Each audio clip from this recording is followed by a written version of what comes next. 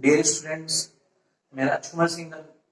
हमारा जो चैप्टर चल रहा था अकाउंटिंग रेशो का, तो मैंने आपको सेकंड लेक्चर में कुछ एग्जांपल्स दी थी करने के लिए। आई होप आपने वो एग्जांपल किए होंगे। अब मैं आपको एक ऐसा सवाल कराने जा रहा हूं जो एग्जाम में अभी लेटेस्ट एग्जाम में 2 नंबर का आया था। तो अब एग्जाम्पल क्या दे रखा है कि हमारे पास जो करंट रेशो है वो कितनी है, 2.5:1। इसका मतलब सवाल में जो करंट रेशो दे रखी है 2.5:1 है। फिर जो क्विक रेशो है 1.5:1 है। अब सवाल में आपको क्या दे रखी है, वर्किंग कैपिटल। अब वर्किंग जो कैपिटल है कितनी है, 1.5, सॉरी वर्किंग कैपिटल है यहाँ पे 60,000। अब हमें क्या क्या निकालना है, एक तो निकालना है करंट असेट्स और एक निकालें करंट लायबिलिटीज, फिर निकालना है क्विक असेट्स, फिर निकालनी है इन्वेंट्रीज। मतलब हमें 4 चीजें निकालनी है, एक तो करंट असेट्स निकालनी है, करंट लायबिलिटीज, क्विक असेट्स और इन्वेंट्री। 4 चीजों की कैलकुलेशन करेंगे और ये सवाल एग्जाम में 2 मार्क्स का है इस तरह का, और बहुत इंपॉर्टेंट सवाल है। तो देखो सबसे पहले हम क्या लिखेंगे कि हम आंसर करें, सबसे पहले हम करंट रेशो का फॉर्मूला लिखेंगे। तो हमने करंट रेशो का फॉर्मूला क्या पढ़ा था कि करंट असेट्स बटे करंट लायबिलिटीज। अब हमारे पास जो करंट रेशो है वो क्या दे रखी है, 2.5:1। इसका मतलब इस संस्था की जो करंट असेट्स है वो करंट लायबिलिटी से कितनी गुना है, 2.5 गुना। हम उसको इस तरह लिख सकते हैं 2.5/1 बराबर करंट असेट्स बटे करंट लायबिलिटीज। अब हम क्या करेंगे, क्रॉस मल्टीप्लाई करेंगे। तो जैसे ही 2.5 को 1 से गुणा करेंगे तो करंट असेट्स बराबर क्या होगी, 2.5 करंट लायबिलिटीज। तो उसका मतलब इस संस्था की जो करंट असेट्स है वो करंट लायबिलिटीज की कितनी गुना है, 2.5 गुना। और वर्किंग कैपिटल का हमने फॉर्मूला पढ़ा था कि current assets minus current liability. अब हमारे पास वर्किंग कैपिटल कितनी, 60,000। और करंट असेट्स को क्या लिखेंगे हम, 2.5 करंट लायबिलिटीज और माइनस क्या करेंगे, करंट लायबिलिटीज। तो करंट लायबिलिटीज 1 हो गई, ये 2.5 हो गया। तो जैसे ही 60,000 बराबर कितना है, 1.5 करंट लायबिलिटीज, और हमें करंट लायबिलिटीज लिखी। तो जैसे हम 60,000 में भाग लाएंगे 1.5 को, तो डिवाइडेड करते हमारे पास कितना आ गया, 40,000 आ गया। तो उसका मतलब इस संस्था की जो करंट लायबिलिटीज है वो कितनी हो गई, 40,000 हो गई। तो एक चीज निकल के आ गई कि हमने जैसे 60,000 में 1.5 का भाग लिया तो हमारे पास जो करंट लायबिलिटीज है वो कितनी आ गई, 40,000 आ गई। अब हम किसकी बात करेंगे, करंट असेट्स। अब हमें क्या निकालना है, करंट असेट्स निकालिए। अब यहां पर करंट असेट्स हम कई तरीके से निकाल सकते हैं। पहला तरीका, अभी हमको पता था कि करंट असेट्स बराबर कितनी होती है, 2.5 करंट लायबिलिटीज। तो करंट असेट्स बराबर कितनी होगी, 2.5 करंट लायबिलिटीज कितनी थी, 40 है। तो इसका मतलब जो करंट असेट्स है कितने लाख की होगी, 1 लाख की होगी। पहला तरीका कि यहाँ पे जो करंट असेट्स है कितने लाख की होगी, 1 लाख की। दूसरा तरीका, हमको पता है कि वर्किंग कैपिटल बराबर करंट असेट्स माइनस क्या होता है, करंट लायबिलिटीज। तो वर्किंग कैपिटल हमारे पास कितना था, 60,000। करंट असेट्स पता नहीं, लेकिन करंट लायबिलिटीज कितनी थी, 40,000। अब जैसे इधर जाएगा तो करंट असेट्स बराबर कितनी जाएगी, 60 + 40 कितनी होगी, 1 लाख। तो इसका मतलब हमारे पास जो करंट असेट्स है वो कितने लाख की होगी, 1 लाख की होगी, नहीं होगी। तो इस तरह हम दूसरी तरीके से भी करंट असेट्स को निकाल सकते हैं। और इसमें एक और तरीका होता है थर्ड। तीसरा तरीका क्या है कि तीसरा तरीका ये कि हमको पढ़ा था करंट रेशो का फॉर्मूला करंट असेट्स बटे करंट लायबिलिटीज। तो 2.51 था, करंट असेट्स पता नहीं, लेकिन करंट लायबिलिटीज कितनी थी, 60,000। तो करंट असेट्स बराबर क्या होगा, 2.5 मल्टीप्लाई कितना कर देंगे, 40,000। तो समझ करंट असेट्स बराबर कितने लाख होंगे, 1 लाख। तो इस तरह हम क्या कर सकते हैं, करंट असेट्स की कैलकुलेशन 3 तरीके से कर सकते हैं। एग्जाम में एक ही तरीका करना है, लेकिन मैंने आपको 3 तरीके बताए कि तीनों तरीके से हम करंट असेट्स की कैलकुलेशन कर सकते हैं। आप चाहो तो इसको फॉलो कर सकते हो, इसको फॉलो कर सकते हो, इसको फॉलो कर सकते हो। बाकी बेस्ट दूसरा और तीसरा है।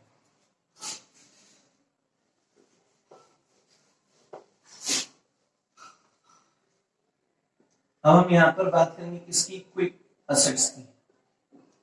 तो क्विक असेट्स के लिए हम फॉर्मूला लिख रहे हैं, क्विक रेशो बराबर क्विक असेट्स बटे करंट लायबिलिटीज। अब यहाँ पे जो क्विक रेशो कितना है 1.5 बटे 1, 1.5 इसका टू 1 था ना, तो हमने इसको कैसे रिप्रेजेंट किया कि 1 बटे 5 बटे 1। अब हमें क्विक असेट्स तो पता ही नहीं, लेकिन हमको पता है कि हमारी जो करंट लायबिलिटीज आई थी वो कितनी थी 40,000, तो क्रॉस मल्टीप्लाई होगा, तो इसका मतलब यहाँ पे जो क्विक असेट्स आएगी वो मल्टीप्लाई हो जाएगी 1.5 मल्टीप्लाई किससे 40,000 से, तो कितनी हो गई 60,000।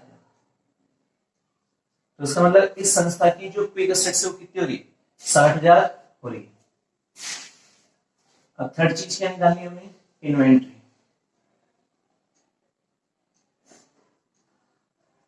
तो हमें इन्वेंट्रीज निकालनी है। इन्वेंट्री कैसे निकालेंगे कि जो हमारी करंट असेट्स थी, तो जैसे हम करंट असेट्स में से माइनस क्या कर देंगे क्विक असेट्स, इनके बीच का जो डिफरेंस आएगा वो हमारी क्या कहलाएगी इन्वेंट्रीज।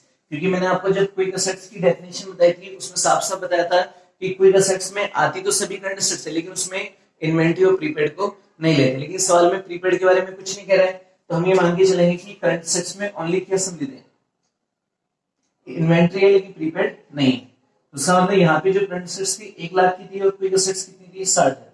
अब दोनों के बीच में जो डिफरेंस आ रहा है 40,000, वो हमारी क्या कहलाएगी, वो हमारी इन्वेंट्रीज कहलाएगी, जिसको हम क्या बोलते हैं क्लोजिंग स्टॉक। तो इस तरह हम क्या करेंगे, इस सवाल की कैलकुलेशन करेंगे। और ये सवाल बहुत इंपॉर्टेंट सवाल था और ये अभी लेटेस्ट एग्जाम में 2 नंबर का आया था, और मैं इसी तरह का एक सवाल आपको दूंगा जिसमें आपको घर पे इसको ट्राई करना है।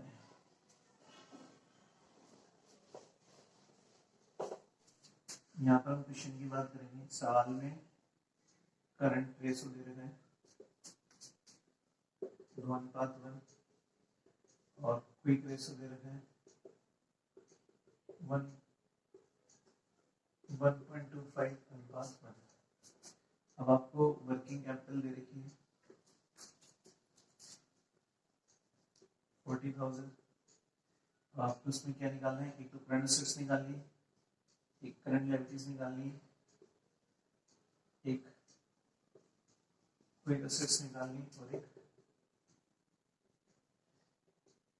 इन्वेंटरीज निकालनी।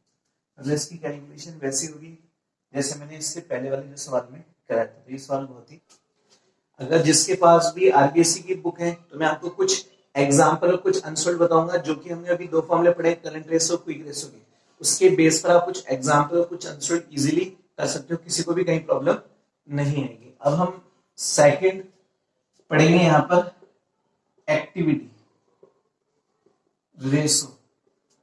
रेशोस ये जिसको हमने क्या पढ़ा था टर्नओवर रेशोस। तो किस एक्टिविटी है टर्नओवर रेशोस में जो पहला फॉर्मूला आता है उसको बोलते हैं inventory. Inventory turnover ratio. Inventory turnover ratio. Inventory का मतलब आज हम बिजनेस कर रहे हैं तो बिजनेस में जो भी हमारा पास जो स्टॉक होता है उसी को तो हम इन्वेंट्री बोलते हैं। और टर्नओवर का मतलब होता है कि संस्थाएं देखना चाहती है कि बिजनेस में जो इन्वेंट्री पूरे साल कितने टाइम्स टर्नओवर, मतलब कितने टाइम हमने उसको परचेज किया, कितने टाइम हमने उसको बेचा, तो उसका आइडिया हम किस में लगाते हैं टर्नओवर बेसिस पे लगाते हैं। और टर्नओवर की कैलकुलेशन जो होती है वो टाइम्स में होती है। तो यहाँ हम किसकी बात करेंगे इन्वेंट्री टर्नओवर रेशो। तो इसका जो फॉर्मूला आता है, इसका जो फॉर्मूला वो क्या बनेगा, फॉर्मूला बनेगा कॉस्ट ऑफ गुड्स सोल्ड। और मैंने आपको पहले वाले लेक्चर में बताया था कि कॉस्ट ऑफ गुड्स सोल्ड का नाम चेंज हो गया है। अब यहाँ पर हम क्या बोलते हैं इसको कॉस्ट ऑफ रेवेन्यू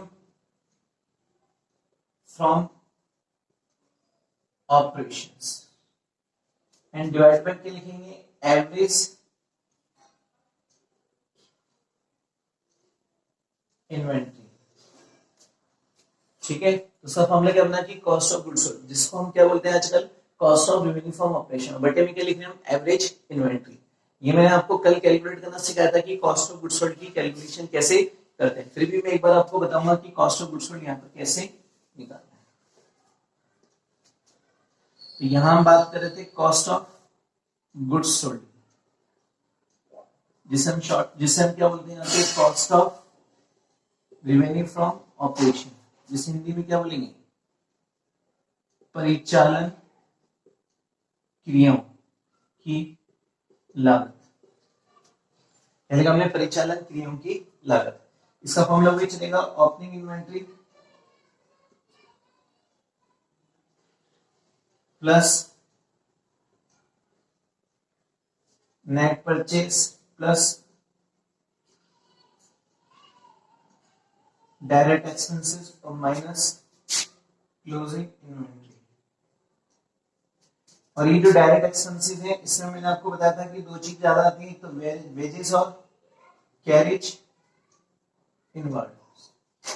ये दो एग्जांपल इंपॉर्टेंट है। तो सबसे पहले आ गई हमारी ओपनिंग स्टॉक, फिर net purchase plus direct expenses minus closing inventory. तो इस पर हम किसकी कैलकुलेशन करनी है, कॉस्ट ऑफ गुड्स सोल्ड की। लेकिन इसका एक और फॉर्मूला है जो हमने बात की थी कि अगर आपको कॉस्ट ऑफ आरएफओ निकालना है, इसका दूसरा फॉर्मूला क्या बताया था हमने कि जो आपकी नेट सेल इसमें से माइनस क्या कर दो, ग्रॉस प्रॉफिट।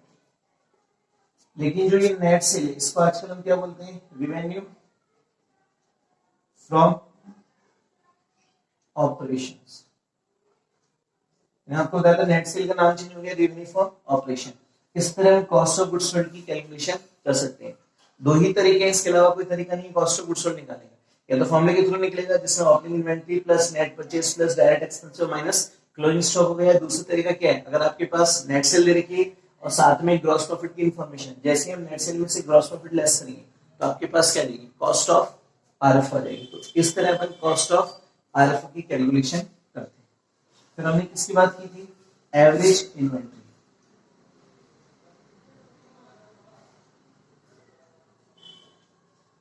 एवरेज इन्वेंट्री कैसे निकालेंगे, opening inventory plus closing inventory divide by 2।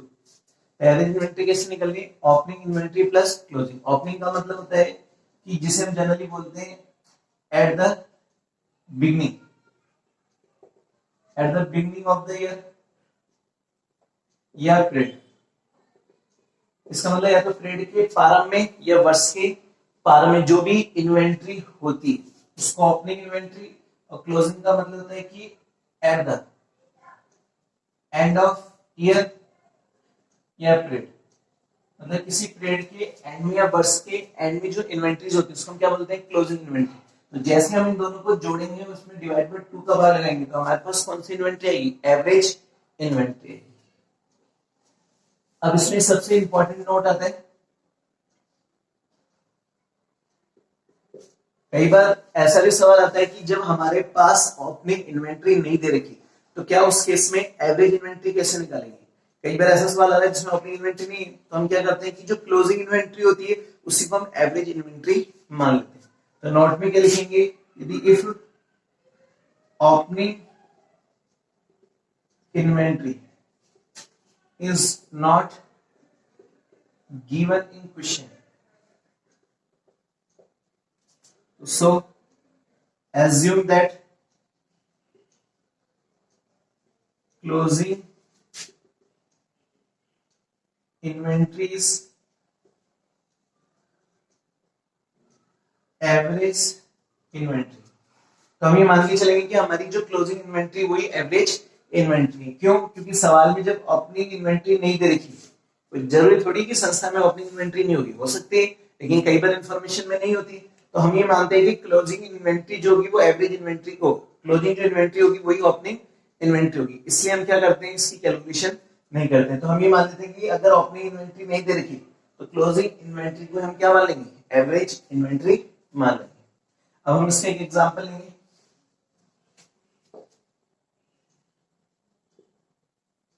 जैसे मान लो सवाल में हमारे पास ओपनिंग इन्वेंट्री है 40,000 रुपये, purchase 1 lakh, purchase return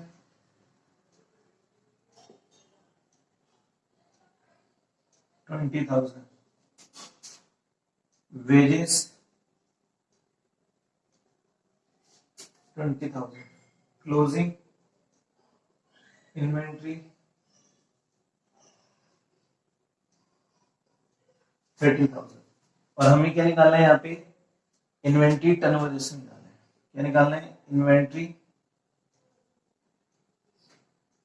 turnover ratio. ये हमारे पास सवाल है, इसमें ओपनिंग इन्वेंट्री दे रखी है, परचेज दे रखी है, और साथ में किसकी इंफॉर्मेशन है, परचेज रिटर्न की। फिर हमारे पास वेजेस दे रखी है, क्लोजिंग इन्वेंट्री दे रखी है, और आपको क्या निकालना है, इन्वेंट्री टर्नओवर रेशियो। तो हम इसका फॉर्मूला जानते हैं, तो हम किसकी बात करेंगे यहाँ पे, इन्वेंट्री टर्नओवर रेशियो। तो ये कैसे निकाल रहे हो, कॉस्ट ऑफ आरएफओ, जिसे हमने बोला था रेवेन्यू फ्रॉम ऑपरेशन, और बटे में किसका बात लेंगे, एवरेज इन्वेंट्री का। अब एवरेज इन्वेंट्री कैसे निकालते हैं, मैं साइड में लिख रहा हूं यहाँ पे,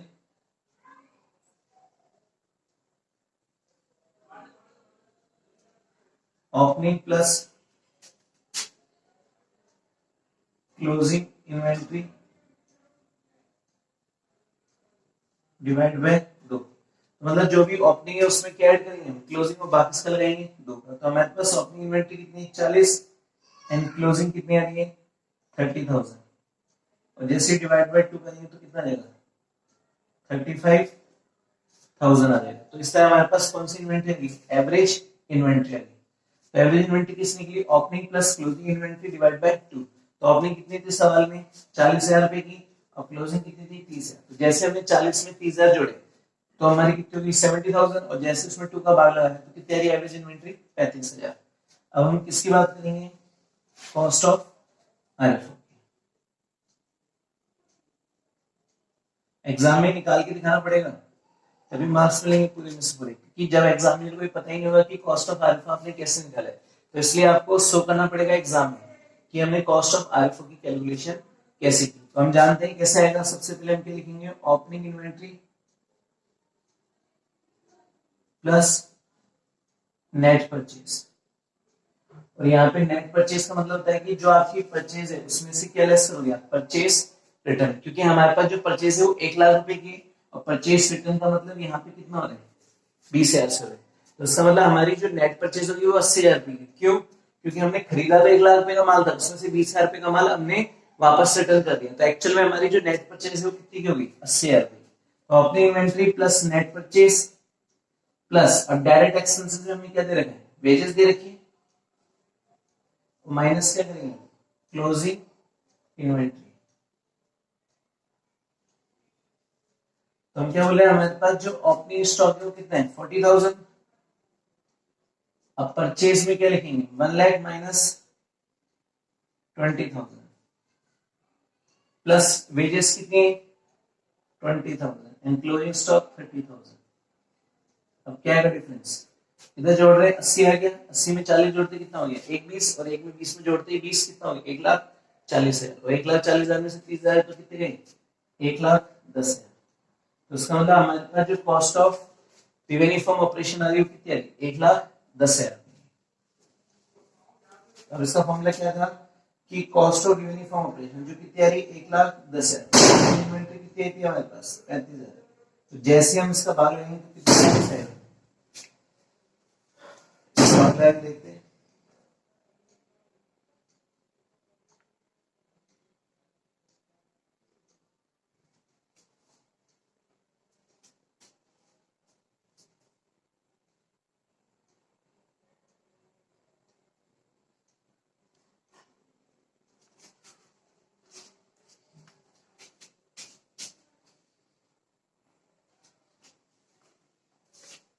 तो हम बात कर रहे थे यहाँ पे एवरेज इन्वेंट्री टर्नओवर रेशियो की, उसमें हमने फॉर्मूला क्या लिखा था कॉस्ट ऑफ आरएफओ बटे एवरेज इन्वेंट्री।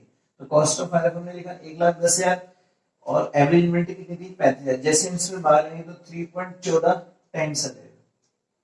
तो कहने का मतलब इस सवाल का जो इन्वेंट्री टर्नओवर रेशियो कितना है 3.14 टाइम्स हो गया। तो इस तरह हम क्या करते हैं इन्वेंट्री टर्नओवर रेशियो की कैलकुलेशन करते हैं।